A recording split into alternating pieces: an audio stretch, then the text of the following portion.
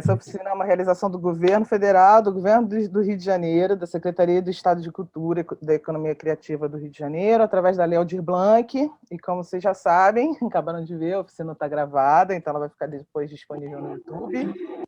Para quem não me conhece, meu nome é Mariana Mansur, eu sou designer de formação, né? E também atuo como produtora cultural há mais ou menos 20 anos no Rio de Janeiro. Meu trabalho no meio cultural tem sido essencialmente com música, do samba aos sons mais experimentais, né, entre aspas, muitas aspas. Já realizei projetos de vários tipos, shows, séries musicais, festivais, projetos incentivados, ou projetos no estilo faça você mesmo, né, que é sem nenhum incentivo ou com quase nenhum incentivo, né. Faço hoje parte do coletivo QTV. Lá eu sou responsável por produção e elaboração de projetos. E a gente trabalha muito em parceria com a Audio Rebel, que é uma casa de show aqui do Rio, também para quem não conhece. Eu acredito que a minha formação como designer, e o fato de eu estar trabalhando como designer há bastante tempo no mercado, foi muito importante para a minha elaboração de metodologias e criações de projeto, né? Principalmente porque o design é uma área extremamente interdisciplinar. E aí uma coisa que eu acho importante de dizer aqui é que eu não pretendo aqui hoje ser um tipo de coach de projetos culturais ou algo do gênero. Assim. Nessa conversa aqui, eu não vou só dar dicas e mostrar caminhos de aprovação ou como você faz para captar recurso, né? Não é isso. Não é um curso onde uma oficina onde eu ensino exatamente a produzir um projeto cultural especificamente com um edital ou produzir um evento, né? O que eu vou falar aqui, eu acho que é mais uma reflexão sobre como estruturar um projeto usando metodologias que eu aprendi, que eu desenvolvi nesses anos, né? Que são sempre relacionadas à minha experiência pessoal e profissional. É uma oficina de introdução à criação e desenvolvimento, execução de projetos musicais, né? Projetos pensados a partir da música. E a ideia aqui é isso, pensar esses projetos a partir de algumas metodologias e ferramentas úteis e também, óbvio, fazer umas provocações, né? Porque eu acho que são importantes. Então, falando disso, assim, num contexto mais geral, para quem nunca trabalhou com projeto, se tem alguém aqui que nunca fez projeto ou que não faz, nunca realizou algum tipo de projeto desse tipo, projeto cultural ou de qualquer tipo, que eu acho que eu vou indicar para vocês uma coisa que é muito básica, muito beabá, assim, que é uma cartilha que foi produzida pelo Sebrae e o Instituto Alvorada Brasil. Ela tem algumas questões, eu tenho alguns programas com ela, mas é uma cartilha importante chamada Projetos Culturais, como elaborar, executar e prestar contas, porque é importante porque tem muitos detalhamentos e de coisas relacionadas a leis, né? Enfim, que eu não vou abordar aqui agora. Então, acho que assim, para quem quer começar a fazer projeto, é uma cartilha útil, um material muito útil para quem está começando, é bem detalhado e abrange de uma maneira bem didática todas as etapas do projeto. No final, depois eu vou mandar para vocês por e-mail alguns links, coisas que eu acho importantes, e aí vou botar a cartilha lá também, tá? Vocês tem que ficar agora anotando e tendo que procurar.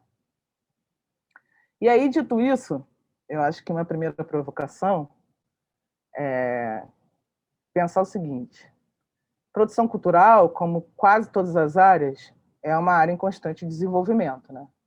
Onde regras e métodos são reinventados todo dia a cada novo desafio. Então, por mais que a gente aprenda a sistematizar essas ideias e desenvolva as habilidades relativas à criação projetual, novas ideias e formatações não só de elaborar os projetos, mas também de como realizá-los, são sempre importantes de ser pensadas, né? Então, na produção cultural, mais que nunca, dentro das áreas com que eu atuo, é onde eu sinto que você aprende muito fazendo, aprende muito com o fazer, tá? E agora o que eu vou fazer, mostrar para vocês é uma apresentação bem generalizada, assim, bem geral, assim, com algumas questões, algumas coisas que eu pensei aqui para falar sobre projeto, sobre fazer projeto. Por favor, fiquem à vontade para fazer questões. O Bernardo, que está me ajudando, vai anotar as questões do chat. Já tem uma pergunta, que é, essa cartilha é baseada pelas leis de incentivo do Rio ou são mais generalistas? É mais generalista, é mais nacional, é uma cartilha mais nacional, que fala da Lei Rouanet. Até tem algumas dicas de leis de incentivo de Estado, e tal, mas ela é uma cartilha mais aberta. Então é isso. Eu também vou mostrar alguns projetos que eu tive envolvida, que eu acho que é onde está o ouro do trabalho, né? Onde está o que aconteceu. Pode passar para a próxima e vamos começar, de verdade. Primeira pergunta, que é uma pergunta bem básica, que é: o que é um projeto cultural de música? Que eu estou considerando aqui hoje um projeto cultural de música. Pode passar para a próxima. É um projeto que tem como eixo principal a música em todas as suas vertentes. Então, isso quer dizer show, concerto, festival, séries temáticas, circulação de artistas, gravação de discos, gravação de vídeos, gravações, em termos gerais, lançamentos desses discos, desses vídeos, projetos de formação, né? Workshops, projetos sociais, enfim, é um mundo, vastíssimo, são muitas possibilidades, né? E as etapas de cada projeto vão variar de acordo com o que você vai desenvolver no final, né? A elaboração de um projeto cultural depende essencialmente, para mim, de 4 fases que são interdependentes, que funcionam ao mesmo tempo dentro da elaboração do projeto cultural e também na realização desse projeto, né? E, ao mesmo tempo, como são concomitantes, precisam ser pensadas e realizadas com a mesma importância. Não tem, nessas 4 categorias, não tem uma coisa que seja mais ou menos importante que a outra. Tá? Pelo menos eu acredito assim. Mas enfim, a gente pode conversar também. Vamos passar para o próximo, Bernardo, por favor. A primeira etapa é a etapa de conceituação do projeto. Onde nasce a ideia de um projeto? Pode nascer de muitas maneiras e por motivos muito diversos, né? Mas eu gosto de tomar emprestado aqui uma ideia que vem um pouco do design, que é a ideia de resolver um problema, solucionar um problema, uma demanda cultural que não foi atendida ou uma demanda cultural a ser atendida. Essa primeira etapa é uma etapa de desenvolvimento de uma ideia central do projeto. E eu acho que é importante pensar nesse sentido, uma coisa que vem um pouco da publicidade, também do design, e aí tem esses termos em inglês que são um saco, né? Que é tipo brainstorm, que nada mais hoje em dia todo mundo já sabe, nada mais é do que uma chuva de ideias aleatórias, né? Que ajudam você a desenvolver a ideia principal. Agora, eu chamo de conceituação, mas tem muitos outros nomes que podem ser dados para essa mesma etapa, como idealização, criação, concepção, né? Então, em diferentes editais você pode encontrar esse mesmo nome de outras maneiras. E aqui, outra coisa que eu gosto de pegar dessa informação do design, que vem um pouco da minha formação do design, é a história, é o que é o desejo e a necessidade, né? O desejo é o que eu quero fazer, o projeto que eu quero realizar. E a necessidade, o que eu preciso fazer para realizar esse projeto e qual a demanda que existe para esse projeto que eu quero realizar. É um binômio que funciona também ao mesmo tempo, junto, né? O desejo e a necessidade. Eu acredito, pessoalmente, que é importante trabalhar com projetos com o qual você tem afinidade, né?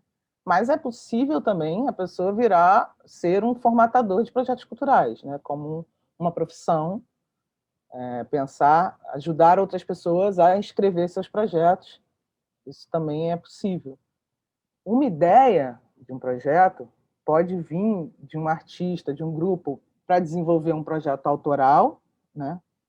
De um tema que pode, às vezes, assim... hoje eu vi, por exemplo, o Thiago França vai dar uma palestra, um workshop no mês que vem sobre literatura na música. Então, assim, temas variados que vêm de outras ideias, de outros lugares que podem gerar um projeto musical. Um mote, uma efeméride, né? Datas relevantes. Tipo, tá todo mundo pensando no ano que vem, 2022, semana de 22. Vai ter um monte de coisa que vai acontecer para o ano que vem com esse tema. Então, uma efeméride importante. Às vezes, um projeto pode começar também de uma demanda específica de um edital. Quer dizer o quê? Você sai um edital de uma empresa que tem um tema que cabe música, onde você pode ir. Você tem que achar elementos que completem, que tenham a ver com aquele edital para criar um projeto. Ou, por exemplo, você fazer um evento dentro de um centro cultural. Às vezes vale a pena ver o que tipo de evento aquele centro cultural já costuma fazer e criar o seu projeto a partir do que já existe, ou pelo menos da estrutura física que já existe, né? Em projetos autorais, como discos, shows, etc., eu acho que é importante a produção, essa parte inicial de concepção de projeto, ser realizada junto com o artista ou junto com o curador. Acho que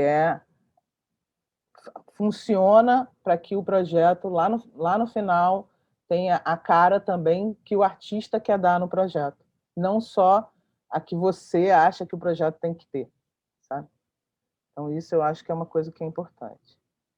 Nessa etapa ainda, né, tem uma interseção com o método de trabalho de design, que também aí vem outro termo em inglês, esses anglicismos chatos pra caramba, que é o storytelling, que tem uma tradução no português assim complexa hoje em dia, né, porque é uma tradução, assimilaram também a narrativa, então narrativa você vê aí sendo usado de várias maneiras, né?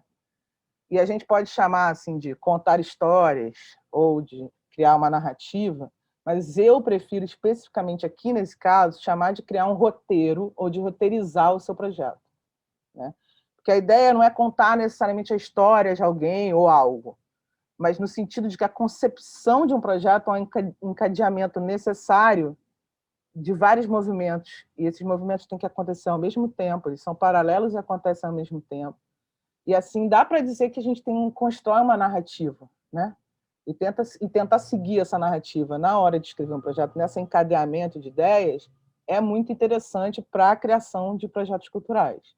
Acho que ajuda na hora de você elencar as necessidades do seu projeto e você saber para onde esse projeto está indo.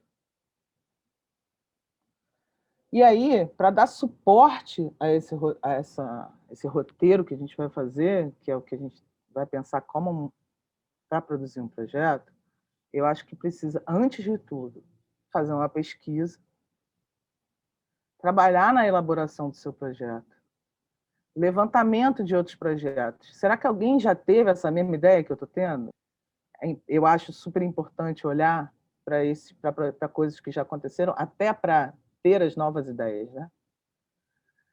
Trabalhar com interdisciplinaridade, isso é uma outra coisa, que é embasar a sua ideia, essa ideia, esse conceito central, em informações de áreas diversas. E também em equipe, gente que pode trabalhar no projeto. Então, às vezes, você precisa pensar exatamente, sei lá, vou pensar aqui, preciso gravar um álbum. Eu vou precisar trabalhar para gravar com um álbum com uma pessoa de som, várias pessoas de som, um designer que vai criar capa, um fotógrafo que vai fotografar. Então, assim, ter essa rede e usar essa rede também para escrever o projeto, também para conceituar e planejar o projeto. Sempre vai trazer, essas pessoas vão trazer soluções também para problemas e coisas que vão estar lá no futuro, que às vezes nem sempre você é obrigado a conseguir pensar em tudo, né? Então, ter uma rede que te ajude a elaborar o projeto de uma maneira interdisciplinar. Acho isso super importante e acho que é a maneira como eu consegui também trabalhar, né? E aí, enfim, com tudo isso, que é muita coisa tentada dizer em pouco tempo, a gente pode ter uma visão geral do projeto, né? O que será o meu projeto? O que é o meu projeto? É um show, é uma live, é uma aula, uma gravação, enfim, pode fazer uma lista gigantesca de coisas aqui, mas assim, a primeira coisa, eu acho que são perguntas que a gente precisa responder quando a gente está começando a elaborar. O que é o projeto? Aonde eu pretendo fazer? E hoje aí tem o drama do presencial versus online, uma coisa que a gente, acho que a maioria das pessoas, pelo menos, não imaginou que ia viver com tanta intensidade, né? Essa necessidade de escolher, ou de pelo menos de ter a opção do online. Enfim, se é online, se é presencial, quais são os locais, aonde vai acontecer o meu projeto. Quando? E aí o quando, eu acho que é importante considerar todas as etapas desse quando, né? Esse projeto eu quero inscrever ele num edital, eu quero escrever ele numa lei de incentivo, eu preciso pensar nesse pré. O tempo de desenvolvimento tem que ter a ver também, quando se for pensar no projeto, no pré, que é você conseguir escrever o projeto e inscrevê-lo em algum tipo de... Não necessariamente você vai fazer um projeto para fazer edital, a gente pode fazer um projeto, sim, para buscar outras fontes, fontes diretas, enfim.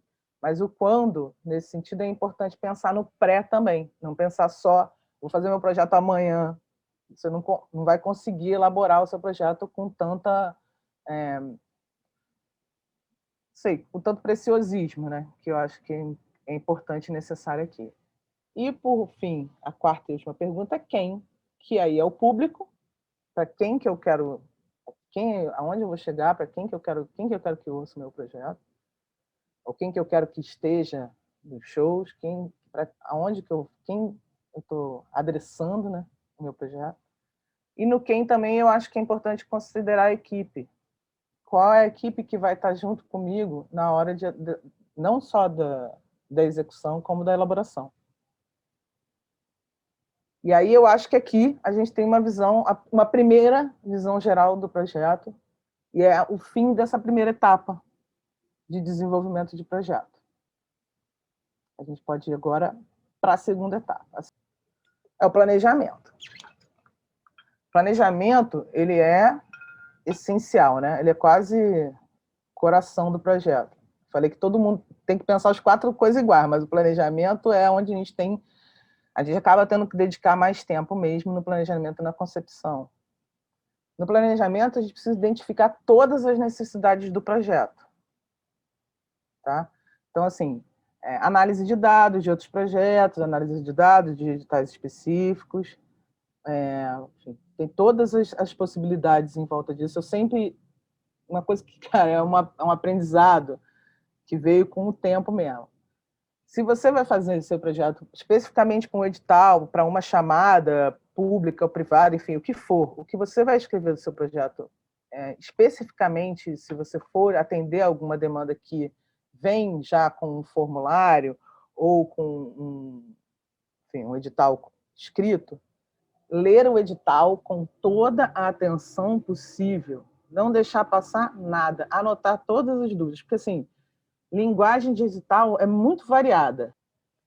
Vai ser lá que você vai encontrar o que você consegue fazer, né, dentro da sua ideia, atender a demanda daquela chamada, vai ser nesse documento, e também onde você vai conseguir tirar todas as dúvidas. Estou falando que é por experiência própria, porque eu já fiz a bobagem, por exemplo, de inscrever um projeto no edital e não prestar atenção que tinha um tempo mínimo para elaboração, enfim, tinha um tempo mínimo que o vídeo tinha que ter. E aí fui desclassificado. Então, assim, dentro do planejamento. Agora, nem sempre o planejamento vai ser para um edital, ou vai ser para uma chamada, nada disso, né? Então, assim, o planejamento ele é mais amplo. Falei aqui especificamente de edital só para não perder esse mote. É mais uma dica mesmo do que qualquer outra coisa. Então, dentro do planejamento, quais são as necessidades do meu projeto? Quanto ele custa? Qual o valor que eu preciso para realizar esse projeto? Criar um orçamento com uma estratégia de orçamento. Pensar sempre, gente, quando a gente for criar orçamento, em não... Como é que eu vou dizer? Não suborçar o seu trabalho. Como eu vou fazer o meu projeto? É outra pergunta. Né? Realizar um cronograma. Um cronograma com esse pensamento do pré, com o que vai acontecer no período de realização e também de pós do projeto. Pensar na equipe. Quem é que vai trabalhar comigo? Quem que vai estar segurando a onda, né? Porque tem isso, a gente trabalha, a gente cria, mas tem aquela galera que está ali com você que segura a onda do acontecer. né? Fazer o projeto, por exemplo, fazer uma live e não pensar na mixagem, não adianta nada. Vai virar só mais uma live com um som ruim, que é o que a gente tem visto aí à vontade, né? Então, assim, pensar que se a gente conseguir elaborar, na hora de elaborar um projeto, pensar em todas as etapas e pessoas que vão poder te ajudar a fazer o seu projeto ser o melhor possível. Ferramentas, e aí ferramentas eu vou falar um pouco mais sobre elas detalhadamente daqui a pouco, no outro slide, e estratégias também eu vou falar um pouco mais sobre elas daqui a pouco em outro slide. Ferramentas úteis. Assim, como uma boa designer que tomou uma surra do Zoom hoje já, porém, tentando me organizar e tentando ser o máximo organizada possível. Sou uma pessoa de gêmeos, não sou extremamente organizada, mas eu tento, eu acho que a organização pode ser uma organização, mesmo que seja dentro de uma lógica própria, sabe? Uma lógica de organização própria, às vezes a gente tem, mas ter algum tipo de organização, né? Até para a gente evitar erros muito comuns, gente, tipo mandar a versão errada, não salvar por cima, escrever um negócio depois deletar, aí vai subir lá no edital, porque assim, algumas chamadas ou editais, por exemplo, eles te dão um prazo depois para você acertar problemas, outras não te dão, então já é um motivo para te desclassificar. Então, tomar muito cuidado na hora de se organizar para evitar erros bobos, assim, que acontecem mesmo quando a gente já está acostumado. Aliás, acontecem mais quando a gente já está acostumado, porque você acha que você já está dominando. Então, prestar muita atenção nisso, nessa coisa da organização, de se organizar, até para evitar esse tipo de erro. Então, as ferramentas que eu acho muito úteis para a criação de projeto, dividir em duas, como vocês estão vendo aí, em dois tipos, né? Organização e criação. Organização, o básico, calendário, ferramentas de armazenamento, tipo Drive, Dropbox, e-mail, né? O e-mail às vezes vale até como um contrato, dependendo do tipo de e-mail que você mandar. Então, assim, é uma ferramenta de organização importante, tá? E também para, enfim, para mandar arquivo, para você concentrar as ideias, né? Também. E de criação, editor de texto, aí, enfim, tem uma infinidade, cada um gosta de trabalhar de um jeito, tem gente que gosta de trabalhar até no celular, no notepad, editor de planilha, né? Planilha é esse drama da vida da pessoa humana que faz projeto, né? Porque muitas vezes a gente não tem essa cabeça de planilha. É importante, sabe? Olhar para a planilha com amor e carinho. Normalmente as minhas planilhas, eu fico pelo menos umas 2 semanas olhando para elas, assim. Muda um valor aqui, um valor ali, vou vendo, prestando atenção, entendendo se ela se faz sentido, se aquele valor final atende mesmo, né? Se é aonde eu quero chegar. Ferramentas de apresentação, né? Tipo PowerPoint e afins, mas tem ferramenta do próprio Google. Eu, hoje em dia, praticamente só uso o Drive do Google e as ferramentas do próprio Google, porque aí também fica tudo online, que facilita. Então, muitas vezes você está em trânsito, você consegue resolver um problema, né, com as coisas online. E ferramentas de fluxo de informação. Eu vou mostrar para vocês especificamente uma que eu conheci há pouco tempo, conheci no ano passado, não conhecia antes, que chama Jamboard. Que me apresentou foi a Amália, não sei se a Amália está aí, ela vinha hoje.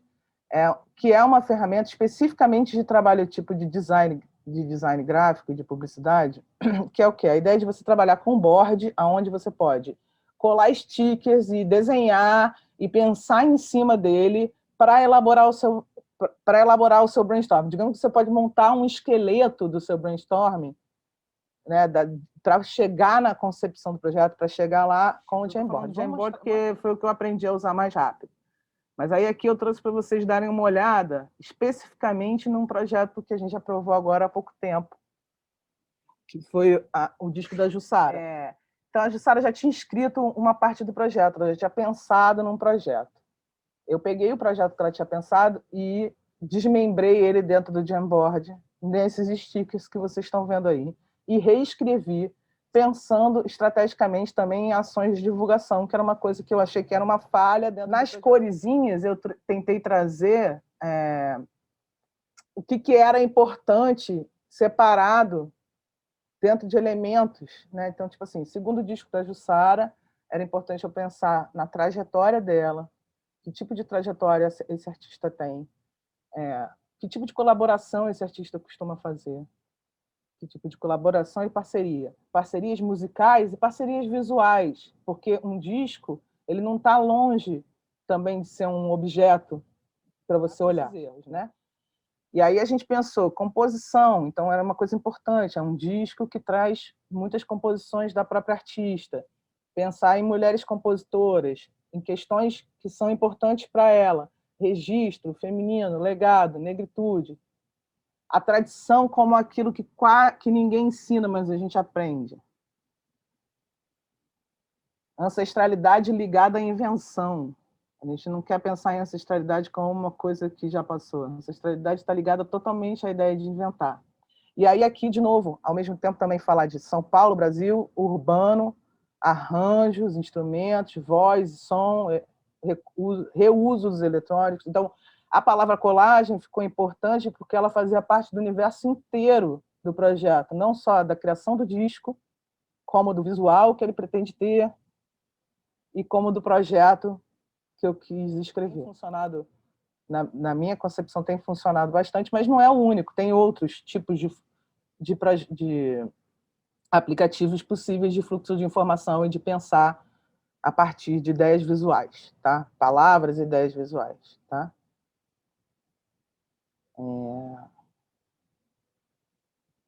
Tem alguma dúvida até aqui, gente? Só porque aqui eu acho que eu já falei pra caramba, né?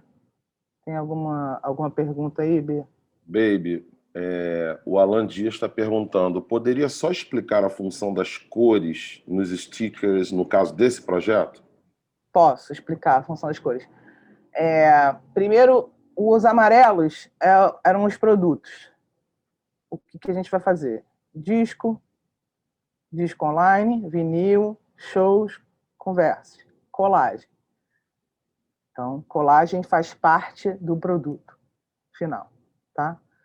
No verde é onde eu estava tentando fazer a conexão da trajetória da artista, especificamente. Então, uma trajetória colaborativa, que depende de parcerias, e as parcerias são musicais e são visuais. Nos azuis, eu diria que é a essência da composição do disco, do que vai ser letra e base musical. Composição, mulheres compositoras, um registro no sentido de registrar essa voz especificamente, o feminino, um legado, aí a tradição e a ancestralidade. E no laranja, agora, é claro, gente, isso aqui é uma invenção da minha cabeça, né? Isso tudo aqui é coisas que eu fui pensando e fui montando. Então, assim, cada um vai chegar nisso de uma certa maneira a partir do seu próprio projeto. E no laranja era mais pensar em instrumentação e em ambientação. Cidade, tipo de arranjo, urbanidade, a voz, o som, a experimentação, exploração, o reuso de eletrônicos e a invenção. Acho que ficou claro? Deu para entendê-la? Massa. Então vamos passar para o próximo aí, por favor. E aí uma última etapa dentro do planejamento que eu acho que é mega importante, que aí está dentro de estratégia. A estratégia abrange tudo, né? Vou ter uma estratégia para o meu projeto. Dentro de criação, uma estratégia para você fazer o seu orçamento, e aí esse papo. Um orçamento realista, que a gente está ganhando o que a gente merece. Às vezes a gente acha que é muito, às vezes a gente acha que é pouco, mas tentar chegar nesse equilíbrio. Num cronograma, que é esse modo de realização, né? Como que eu vou desenvolver o meu projeto ao longo dele. E estratégia de divulgação, que hoje é uma coisa super importante, né? Hoje não, sempre foi, mas assim, agora mais que nunca, que a gente está num mundo que a gente está o tempo todo reaprendendo a se divulgar, ou tendo que se divulgar, ou tendo que falar disso o tempo todo. Então, assim, criar uma apresentação do seu projeto, uma apresentação que você possa mostrar para patrocinadores, ou parceiros, ou pessoas que possam te trazer algum tipo de complemento ou de alimento para o projeto acontecer. pensar no cronograma e nas parcerias, também estrategicamente. Parcerias estratégicas, ações, coisas que você possa fazer. Sim, pensar em associar o seu patrocínio a uma ação de divulgação, que seja legal para o projeto e para o patrocinador, né? Porque também não precisa ficar aquela coisa de lá, a estética, estética geladeira de cerveja em cima do palco, sabe? Praticamente virou uma estética do 2020, né? Aquela geladeira em cima do palco para fazer uma ação comercial que não diz nada para ninguém, é só uma geladeira em cima do palco mesmo. Então, você pensar em coisas que sejam legais, que você possa tentar trazer o seu patrocinador para o projeto em si, de uma maneira interessante para os dois, né? Que não fique só uma coisa, só vendagem, né? Sei lá, pelo menos eu acho. Vamos passar para a próxima, por favor? Então, um resumo geral, que eu acho que é legal para essa etapa aqui, a gente pode abrir para mais dúvidas e passar pelas próximas duas, que não é muito mais coisa. Dar forma a um projeto é sistematizar em um documento todas as ações e os procedimentos para a concepção, execução e finalização do projeto cultural em desenvolvimento. Eu poderia usar a palavra produto aqui, produto cultural. É porque eu não gosto muito dessa associação de produto, mas é uma questão particular, enfim, a gente pode discutir depois, mas eu prefiro usar projeto, tá? Então, do projeto cultural em desenvolvimento, descrevendo cada uma das etapas e atividades de forma encadeada. Por isso que a gente volta lá na história do roteiro, da narrativa, de contar a história. Né? Não é contar uma história de alguém ou de uma pessoa específica, mas é da gente conseguir pensar no nosso projeto de uma forma encadeada que dê sentido a ele e como ele... a gente pode dizer para ser vendido ou para ser executado. Né? Acho que agora a gente pode abrir a próxima, baby, por favor. Gente, então, a terceira etapa do nosso projeto, da nossa introdução à realização de projetos, é a execução, né? Que é, basicamente, o projeto acontecer, né? Realizar aquela coisa que você pensou, e a realizar o projeto, tentando seguir o planejamento, mas se adaptando às necessidades, porque não tem jeito, vai aparecer coisa no meio do caminho que você vai precisar mexer no meio do caminho. Passa para a próxima, por favor. E aí, aqui nessa etapa de execução, a gente está falando de contratar pessoas, fornecedores, artistas, etc. Liberações, liberação de estrutura, ECAD, liberação de direito, tudo o que vocês possam imaginar em termos de liberação.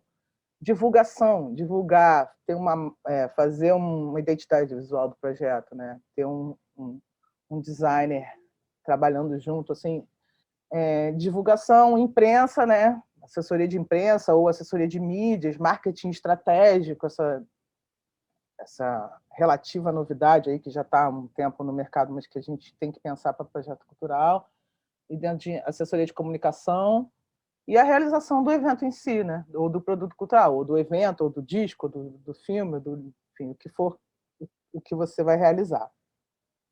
Então, essa é a terceira etapa, mais curta do que as outras são as etapas de pensamento, mas ela é imprescindível para você pensar lá atrás essas outras etapas, né? Como você vai executar seu projeto é imprescindível. Uma coisa que eu esqueci de falar, mas que é uma dica também de quem trabalha com uma diversidade de artistas muito grande, assim, cara, tenta fazer um banco de dados dos seus artistas, sabe? Ou de pessoas com quem você trabalha recorrentemente, fornecedores, artistas e tal. Então, assim, ter à mão sempre todos os dados dessas pessoas. Eu tenho uma planilha gigantesca onde tem lá todos os artistas QTV com RG, CPF, identidade, todas as informações que eu preciso eventualmente para escrever num projeto ou para criar uma carta. E às vezes vamos para a próxima aí, Bi, por favor.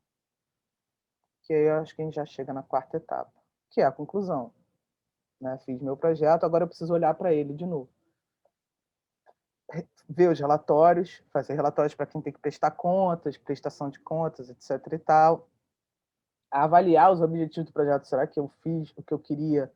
Rolou? Era o que a gente estava... Funcionou do jeito que a gente imaginou? Se eu for levar o meu projeto para outro lugar, se eu for fazer ele de outro jeito, eu vou repensar ele de novo. Né? Avaliar todos os resultados do projeto, de todas as maneiras possíveis. Registro, né? pelo amor de Deus, não esqueçam de registrar seus projetos. Digo isso por experiência própria de novo. Não esqueçam de registrar ou de ter alguém lá no dia fazendo isso.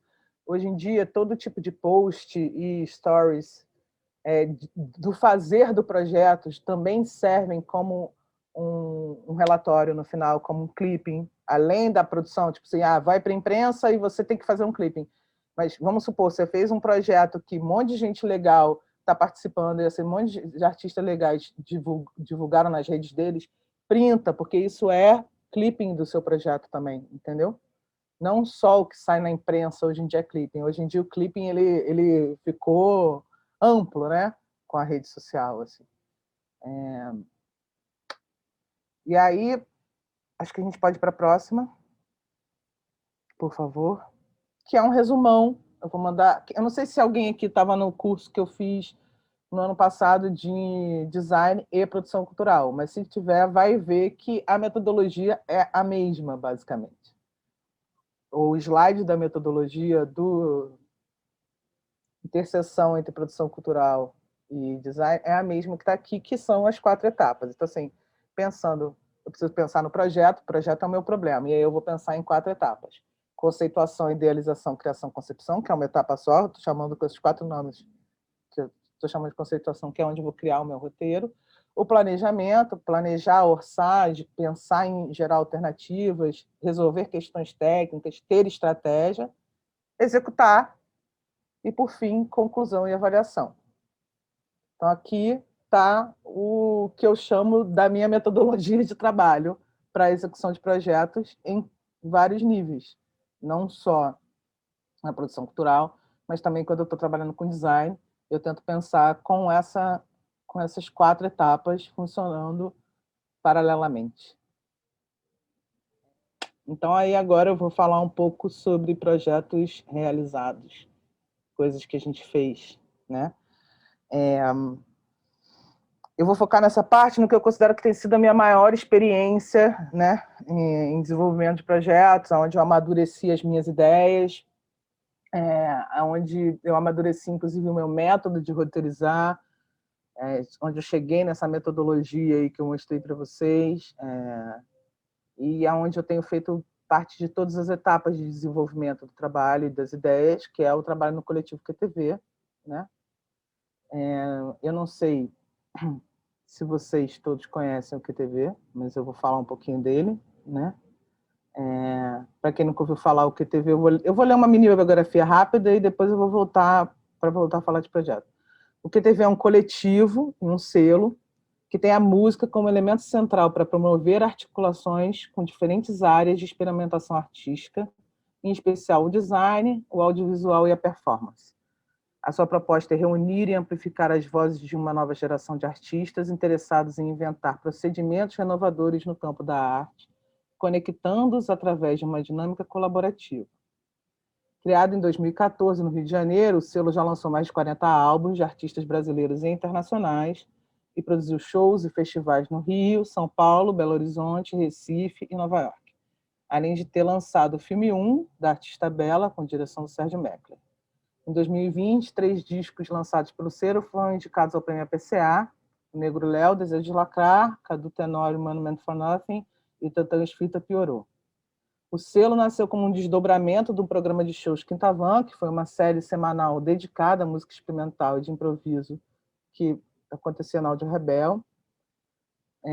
Hoje no QTV nós somos 6 pessoas, eu na produção e nos corres, o Bernardo que está aí me ajudando na curadoria e na instigação geral, o Renato Godoy, que é o mago do som e também é um mago dos vídeos, mago de várias coisas, o Lucas Pires, que é o cara do design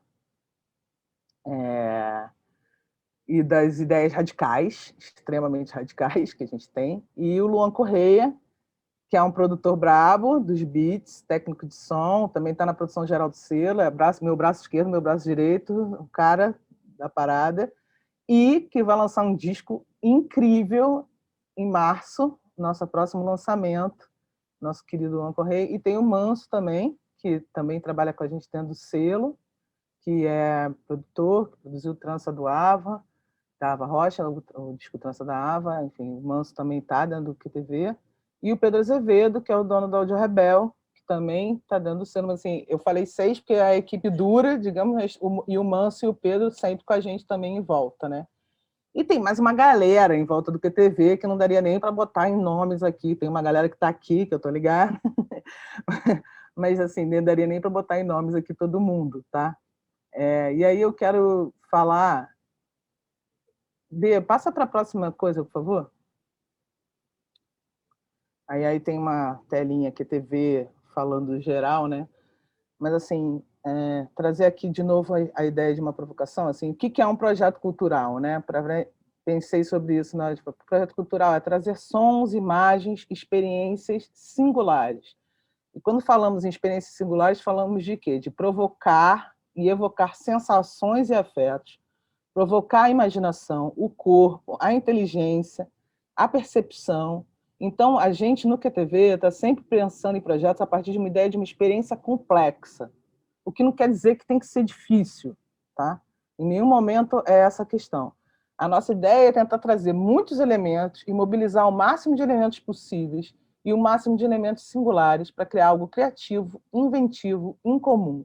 Esse é o norte do QTV e do que norteou o Quintavan sempre e que hoje norteia o coletivo QTV e o selo QTV. Tá? Eu sou designer de formação, passei pelo mercado em vários tipos de empresa de moda, publicidade, até desenho de unha eu já fiz. Passei a maior parte desses 20 anos trabalhando dividida, trabalhei em instituição pública, trabalhei no Museu de Arte Moderna aqui do Rio. Então, assim, ao longo desses 20 anos, a maior parte do tempo eu tive 2 trabalhos sempre. Tá? Hoje eu posso dizer que o QTV é o meu trabalho principal, e eu acho que é importante pensar que isso foi uma construção, tá? Que dependeu sempre de uma força de trabalho coletiva e que essa força de trabalho coletiva está sempre atuando em frentes diversas. Então, acreditar na sua galera e trabalhar com a sua galera, se cercar de pessoas que ajudem a construir esses projetos. Tá? Eu não acho que é legal romantizar uma ideia de que fazer o projeto de qualquer maneira, trabalhar sem remuneração direita, enfim, para todos, mas às vezes é a única maneira de fazer. Aqui a gente tem a sorte de ter a Rebel, né? A Rebel é um espaço, para quem não conhece também, quem não é do Rio, a Rebel é um espaço, é uma casa de shows, um estúdio de gravação, uma luthieria, loja de instrumentos, discos e livros, e, sobretudo, é um lugar que se permite apostar com o artista. Não existem regras para você tocar na Rebel. Todo trabalho é bem-vindo, literalmente, tá, gente? Todo trabalho é bem-vindo na Rebel. Conseguiu marcar a data, vai rolar o show, né? E aí, a gente pode passar para o próximo slide, por favor, Bernardo. Aqui eu botei algumas imagens e botei alguns números, porque eu quero falar dessa história de números, né? Eu quero pensar em 2 provocações também, porque a gente já falou alguma coisa de trabalho bem-sucedido, etc. Né? Um espaço como a Audio Rebel, que aposta no que não aconteceu, tá? Que aposta no que ainda está para acontecer, no que ainda está por vir. Como que se sustenta um espaço como a Rebel? É uma realidade que vender cerveja é a maior parte da receita das pequenas casas de show, né? E normalmente quando as cervejarias apostam ou apoiam as casas de show, os contratos não são tão bons assim. Sabe? Então a única maneira de uma casa como a Rebel se manter viva, mas não só viva, mas fomentando a cena local, só é possível com política pública. E com isenção. E aí política pública em vários níveis, tá, gente? Isenção de imposto é política pública. Né? Fomento direto do governo é política pública. Fomento de marcas que têm interesse para além desse discurso contemporâneo de empatia. Porque o discurso da marca é fácil. Difícil é ter empatia de verdade. Né? Ou de fazer, de realizar, ou de se associar a um projeto cultural que não está pensando necessariamente em ser. Não é que não está pensando em ser autossustentável. Claro que a ideia é que seja autossustentável e que todo mundo ganhe, tá? Que todo mundo tenha dentro da cadeia de trabalho, mas não necessariamente está pensando só nisso. Né? Então, acho que isso é importante. Hoje, muitas das avaliações de projeto tanto para patrocinador quanto para edital, vem de quantificação que é essencialmente mercadológica ou publicitária, né? Na era do algoritmo, isso explodiu, porque fanbase, número de seguidores, engajamento, é isso que importa na hora de você tentar vender o seu projeto. Hoje, o critério da fanbase é muito importante. Mas eu acho, e aí, de novo, é o que eu acho, da minha experiência pessoal, que se você quiser ter uma carreira na elaboração e concepção de projetos culturais de maneira instigante, imaginativa, criativa, que coloca seu corpo, a sua inteligência para trabalhar e continuar fazendo isso por um tempo longo, eu entendo que a gente não pode trabalhar segundo esses critérios. Ele não pode ser o norte do seu trabalho, tá?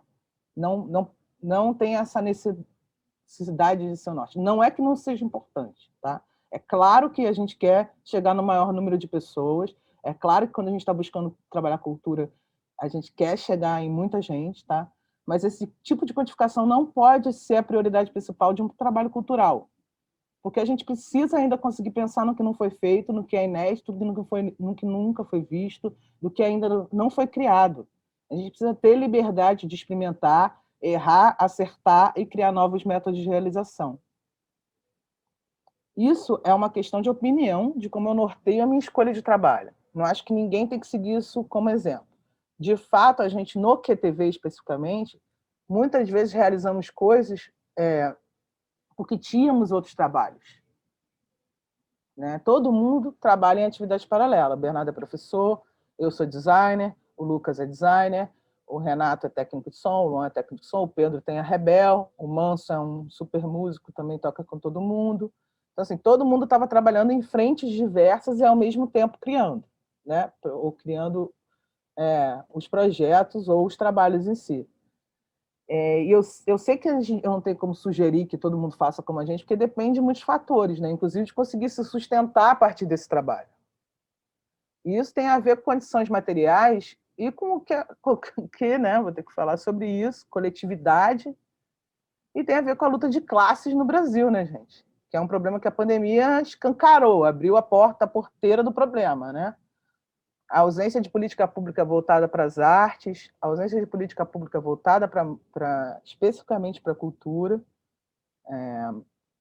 a luta de classe dentro dos circuitos culturais, né? A dificuldade, como Hugo, eu acho que falou que é de Palmas, Tocantins, a diferença que a gente sabe que tem de investimento em cada estado, né? Em cada lugar, em relação não só do governo federal, mas até assim, qualquer relatório da Lei Rouanet que você pegar, você pode ver. Pega o relatório, você vai ver lá aonde que está atendendo, quais são os lugares que tem a maior concentração de investimento de renda e de isenção de imposto. Né? Então, a ausência de política pública voltada para as artes é um gargalo muito perceptível no ambiente cultural. Né? Mas para nós, para o QTV especificamente, como coletivo, só interessa trabalhar se for para a gente fazer coisas diferentes, coisas instigantes, e correr atrás de viabilizar essas coisas que a gente imagina, né? A partir dessa coletividade, enfim, viabilizar essas coisas. E assim a gente criou milhares de coisas, né? Milhares, literalmente. Disco, show, ocupação, site, livro, até filme a gente fez. E aí eu quero mostrar alguns desses trabalhos para vocês, a gente pode passar para o próximo slide. Eu fiz um resumo, não é tudo, né? Até porque não ia dar tempo. E aí juntei alguns trabalhos que a gente tem feito. Esse aí foi o Quinta Van na Cinemateca, foi o primeiro trabalho que a gente fez, que eu trabalhei como produtora fora da Rebel, o Quinta Van fora da Rebel, que foi em 2014. A gente criou 4 retrilhagens de filmes na Cinemateca do MAN, aqui no Rio. Foi um trabalho feito totalmente de forma independente, a gente teve o apoio só da Cinemateca, todo o resto de viabilização a gente conseguiu viabilizar porque a Rebel disponibilizou a infraestrutura deles de equipamento, de técnico de som, e os artistas toparam participar, e a gente arrecadou bilheteria e pagou a galera com a bilheteria, com o que teve de bilheteria, foi incrível, porque não era Ocupação Funarte 2015, pré-golpe, aquele momento ali, né? Bem pré-golpe, mas que foi, cara, muito essencial. Foi um projeto da Funarte, onde eles apoiaram coletivos do Rio de Janeiro, então coletivos que estavam se formando aqui no Rio, o QTV, Leão Etíope do Meyer, o Banda Desenhada, e teve mais um, que agora não estou lembrando. Todo mundo ocupou a sala da Funarte com shows. Eles deram uma verba... o coletivo Chama também. Eles deram... E o Etno House também participaram. Foram 6 coletivos. Então, eles deram uma verba para a gente fazer os shows na sala da Funarte, que é uma sala que tem um equipamento básico. Então, a gente tinha a verba e os ingressos. E, cara, foi incrível, assim, trabalhar num... Eu não sei se vocês conhecem, mas, assim, a Sala Funarte aqui no Rio é um lugar super importante, fica dentro do Ministério de Educação e Cultura, do antigo prédio do MEC, no centro da cidade. Enfim, já deve ter acabado, não sei como é que tá tudo depauperado naquela situação lá, mas, assim, era uma sala muito importante, onde teve projeto 6 e meia, vários projetos que passaram ali pela Funarte ao longo da história da música do Brasil. Todo mundo tocou ali, enfim, uma sala incrível. E a gente fez uma programação do QTV, onde a gente tentava trazer isso que a gente acredita que é instigante, diferente de iniciativas do Brasil inteiro, né? Tanto que teve tradição improvisada, que é o seu Nelson lá de Alagoas, o Manuel Cordeiro com o Felipe, e, ao mesmo tempo, também falar da cena local do que a gente estava trabalhando. A Ava, o Estômago com Séculos Apaixonados, o Shelpa, o Bemone e o Insone também participaram. Eu não sei se alguém aqui foi lá, mas foi muito legal, muito intenso, todos os dias com bastante gente, assim, foi um momento muito, muito incrível. Vamos passar para a próxima, por favor, Bernardo? Outra ocupação, 2015 foi o ano da ocupação, né, gente? Tem que lembrar disso. 2013 teve 2013, aí tudo virou ocupação. Ocupou a escola, ocupou o MEC, a gente também ocupamos lá a Funarte e ocupamos aqui a Biblioteca Parque Estadual. Esse projeto foi um projeto feito a partir de um edital específico de Olimpíadas, de 2016. Também foi uma ocupação. A Biblioteca Parque Estadual é um equipamento cultural aqui no Rio muito interessante, que é uma biblioteca, mas que também tem sala de show, que também tem estúdio de gravação, que também tem sala de reunião, o workshop é um lugar muito legal. Então, Paul Nielsen Love, não sei se vocês conhecem, a gente já lançou o trabalho dele com o Arthur Lindsay, né? A gente lançou um disco que foi gravado na Rebel, dos dois, o Arthur Lindsay e o Paul. E aí o Paul trouxe a orquestra dele, que chama Large Unit, são 16 nórdicos e 2 brasileiros. O Paulinho Bicolor, que é percussionista. Os dois são percussionistas, e o Célio também. Desculpa, eu falei que o Scat City a gente lançou, não. A gente só gravou, a gente não lançou, não. A gente está lá, mas não foi lançamento do selo. Foi propulsor de lançamento do selo. E, assim, esse projeto aconteceu desse jeito. A gente conseguiu um fomento, o Paul lá conseguiu um fomento que trouxe eles para cá. Aqui a gente conseguiu um fomento da Funarte para poder mantê-los aqui. E, assim, tem uma coisa característica também do trabalho da gente, que é a gente trabalha com pessoas que topam também vivenciar um pouco a cidade, ter uma relação diferente, não é necessariamente aquele artista que quer ir para um hotel 5 estrelas, sabe? E quer ficar sendo paparicado o tempo todo. Não é isso. A gente está trabalhando com pessoas também que acreditam em vivenciar a cidade, que gostam de ficar na casa de pessoas. Então, assim, muita gente já ficou aqui em casa, na casa do Pedro, a gente, às vezes, na casa... Acho que o Zene está aí também. O Zene também já hospedou muita gente. Então, assim, todo mundo já hospedou gente do QTV e do Quinta Van que tem a ver com essa realidade do tipo de trabalho que a gente faz, né? O Lee Ranaldo, eu só botei aí porque eu sou muito fã do Sonic Youth, e aí foi uma coisa incrível para a gente fazer. Ele veio por causa do Sesc de São Paulo, e aí também é um tipo de parceria que a gente costuma fazer, tá? Que a gente faz uma parceria, a gente tem parceiros em outros estados, tem a galera da Bahia, o Ed Braz, com quem a gente também já fez algumas turnês. Então, assim, montar essa rede nacional também tem sido importante, porque aí quando a gente consegue trazer um artista gringo, ele consegue dar uma circulada, sabe? O Lee foi para a Bahia, fez São Paulo, o Paul também fez São Paulo, fez Bahia. Então, assim, a gente tem conseguido criar essa rede, tem sido importante. Lá na Bahia é o Ed Braz, a Jusce, uma galera massa também que tem ajudado a gente. Em São Paulo tem a Desmonta, tem o Fred Finelli. Na Bahia também tem a galera do Geis, mas eu vou chegar lá no Geis já já.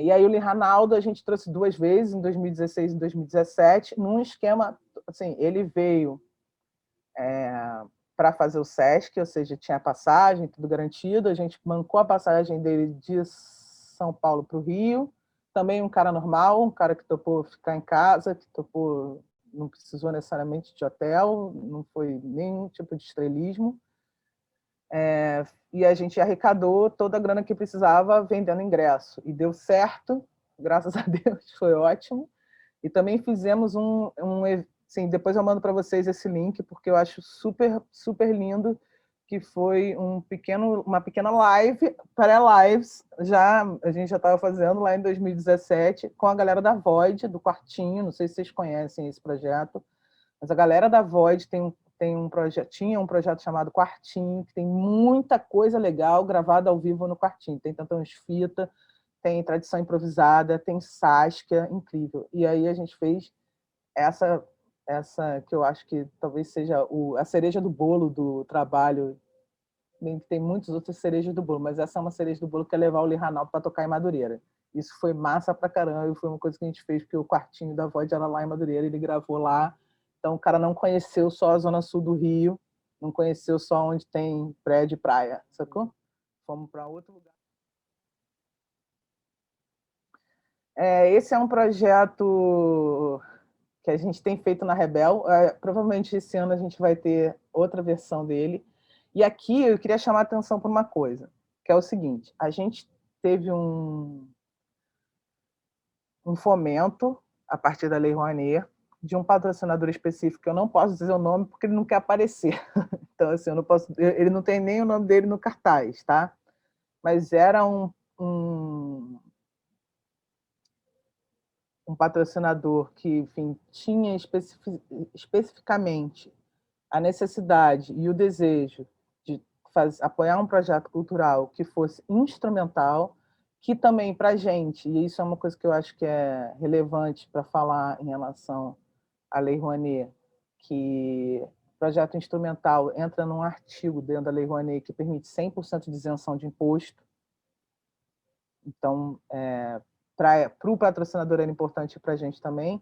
Então, a gente escreveu o projeto na Lei Rouanet pensando nesse patrocinador, criamos um projeto pensando nesse patrocinador, porém, se vocês olharem o que aconteceu aí, em termos de música instrumental, é bem diferente do que o pessoal chama de música instrumental em todos os lugares, né? Porque assim, a gente trouxe samba, jazz, música instrumental de todo o gênero. Tinha Carlos Malta, Marlon Sete, o Idris, que é uma banda uma big band, uma orquestra, a Joana Queiroz com o Quarteto A4, que é uma galera de música instrumental mais voltada para MPB, e tinha o Bernardo Giralda com o Orlando Scarpa, o Campelo com o Duo Só, que é o Meckler com o Luan.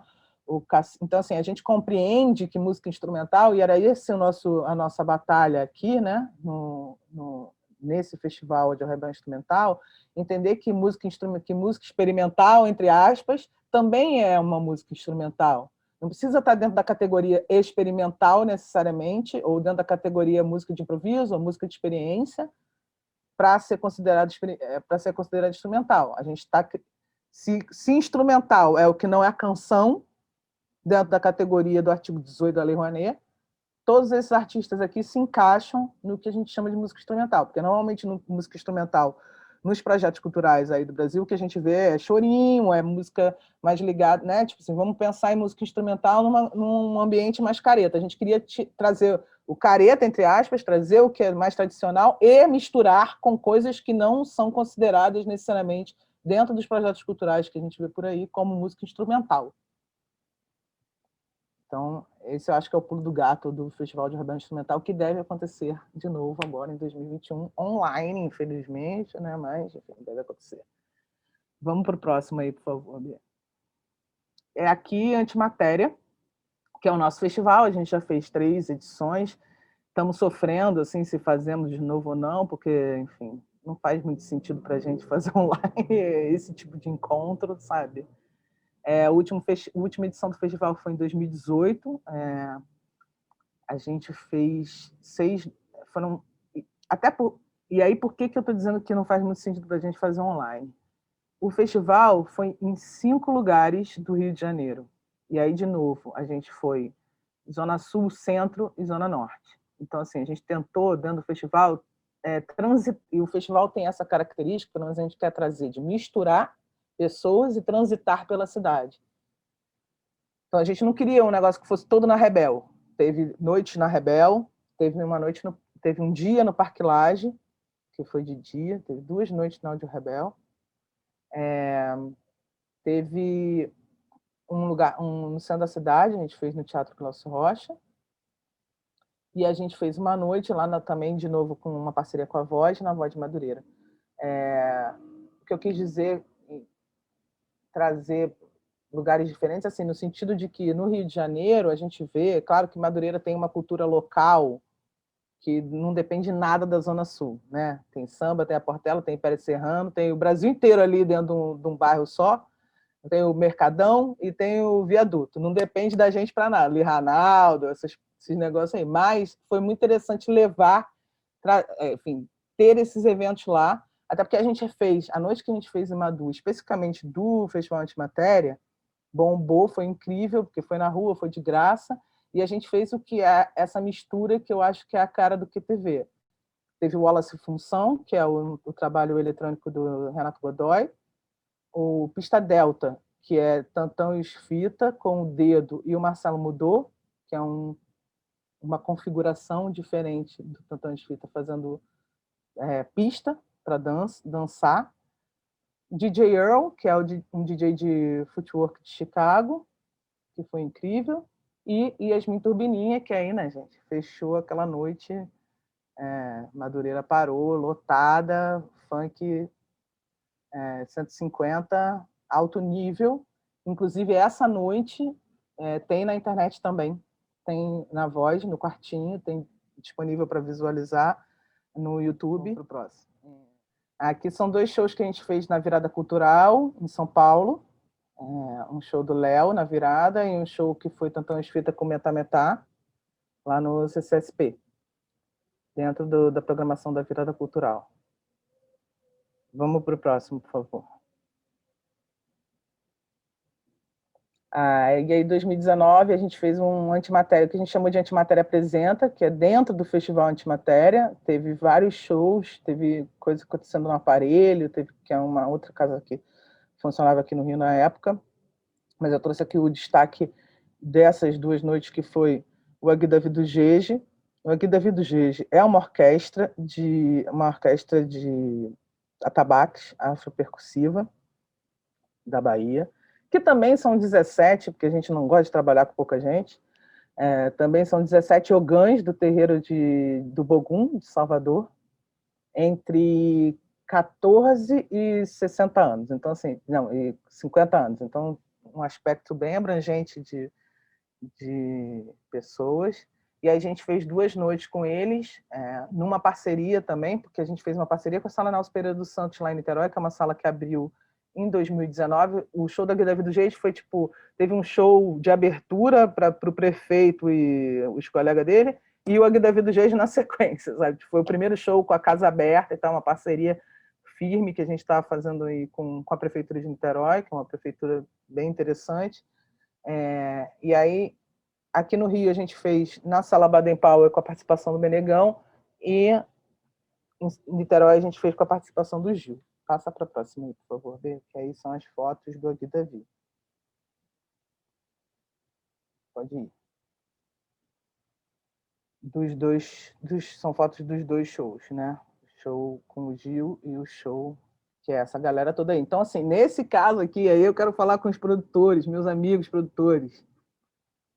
40 tabaques de pesos diferentes, um ônibus, né? Um ônibus para carregar todo mundo e os instrumentos, porque não tinha como.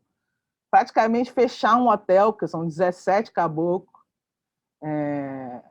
E a gente fez tudo isso em 2 dias. Até hoje eu não sei bem como. Assim, para mim é uma coisa que, tipo, caraca, como é que a gente conseguiu fazer essa parada? Porque era muita coisa para carregar. A gente, enfim, teve alguns acertos no meio do projeto, assim, precisamos mudar algumas coisas, rolaram momentos assim que a gente tinha subpensado algumas coisas, sabe? Tipo, a gente imaginou que caberia todo mundo no micro-ônibus, obviamente não coube, enfim. E aí as coisas foram acontecendo enquanto a gente estava fazendo, mas que foi incrível, tão incrível, que virou uma parceria, né?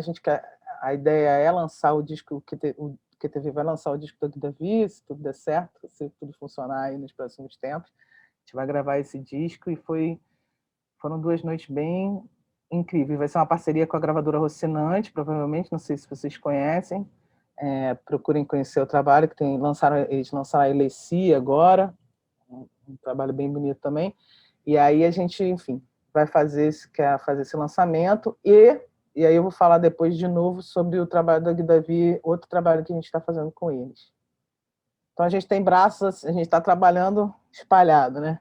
No Rio, São Paulo, Recife. Em 2020 a gente fez esse evento aí. Queria ter dito isso, esqueci, queria dedicar hoje a aula ao Guitinho, do Grupo Bongar. Eu não sei se vocês conhecem, se vocês já ouviram falar, mas o Guitinho foi uma pessoa muito especial. Ele faleceu na semana passada, muito jovem, um cara que trouxe toda a tradição do terreiro, o primeiro terreiro urbano do Brasil, assim, terreiro considerado quilombo urbano do Brasil, com política pública, um cara que batalhou por política pública para a região dele, que transformou o espaço daquele lugar ali. Hoje em dia você tem um bairro com o nome de Xambá, muito por causa do trabalho do Guitinho, do trabalho do Terreiro do Xambá. Hoje você tem um centro cultural, que é uma coisa inacreditável de linda, um trabalho com crianças fortíssimo do terreiro, e você tem todo um esquema cultural montado, feito de uma maneira misturando iniciativa privada, desejo e necessidade, tudo junto, iniciativa privada, iniciativa pública, de um trabalho autogestor, que ele fez o Grupo Bongar. Se vocês não conhecem, ouçam o Bongar. O Bongar é um trabalho maravilhoso do Guitinho, e quando a gente foi a Recife no ano passado, a gente fez essa junção aí, tinha uma galera toda em Recife na época. O Antimatéria foi um evento de abertura do Porto Musical, que é um evento também importante lá de Recife.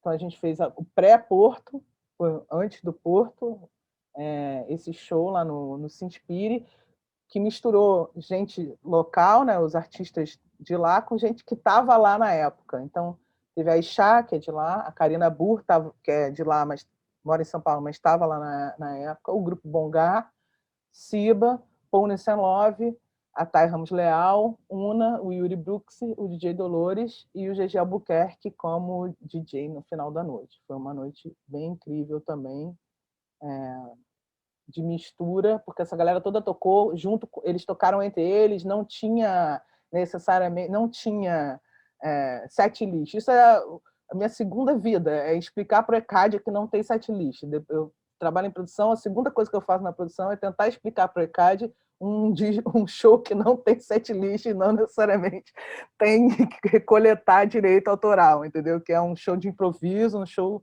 que só acontece ali naquele momento. Aí vamos para o próximo, por favor, Bê. Gente, esse foi o último show que eu fiz antes da pandemia. Vou até chorar aqui de emoção, porque vai fazer um ano. Nesse dia, foi dia 12 de março, dia 13 começou o lockdown. Eu lembro que no dia 12, quando a galera chegou no aeroporto, tava todo mundo meio assim, tipo, oi, posso te beijar ou não posso? Sabe? Tá todo mundo meio sem saber se podia se tocar. Não tava todo mundo usando máscara ainda. Que loucura, né? Foi esse momento aí. Foi o último show ao vivo que eu fiz.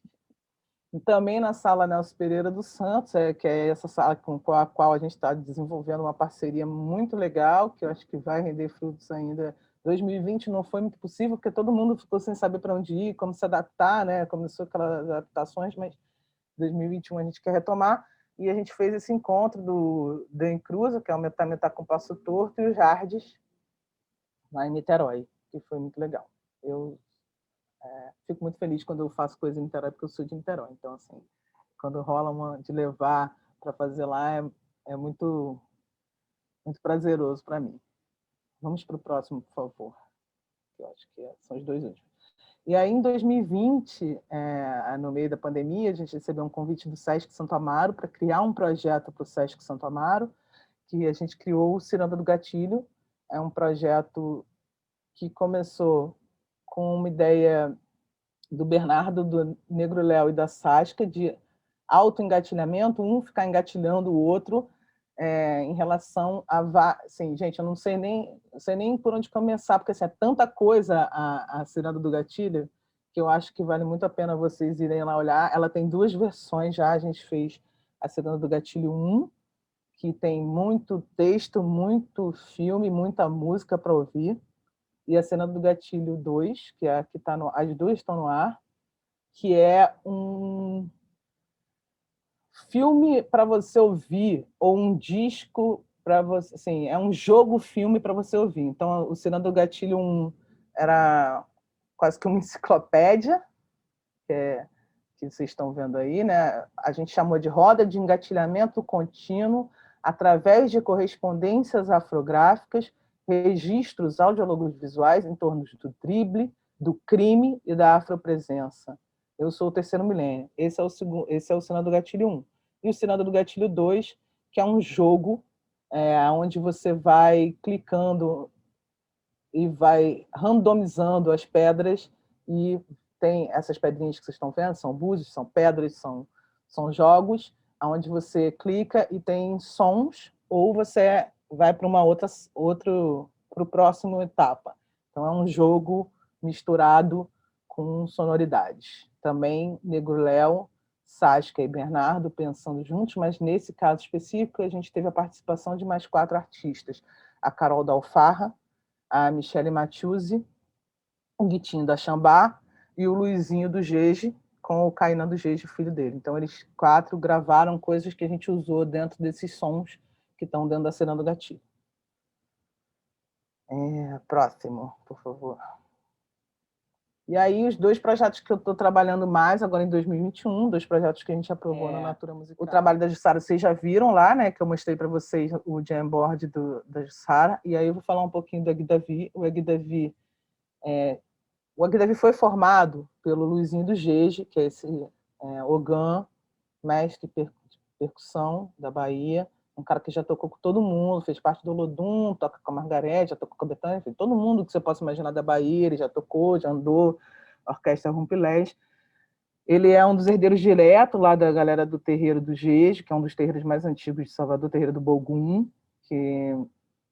e aí ele criou essa orquestra afropercussiva, que foi uma maneira que ele encontrou de tirar um pouco a galera da rua e trazer a galera para estudar instrumentos e se aperfeiçoar em algum tipo de profissão. E aí daí saiu um monte de gente que está trabalhando com um monte de gente aí, o Kainan do Gege, que é o filho do Luizinho, Tiaguinho, enfim, vários desses percussionistas são percussionistas que trabalham com todo mundo aí do meio musical, tá? Eles têm uma linguagem muito específica, e aí o projeto que a gente aprovou na Natura é o projeto de dar continuidade à escola do Aguidavi dentro do Terreiro do Bogum.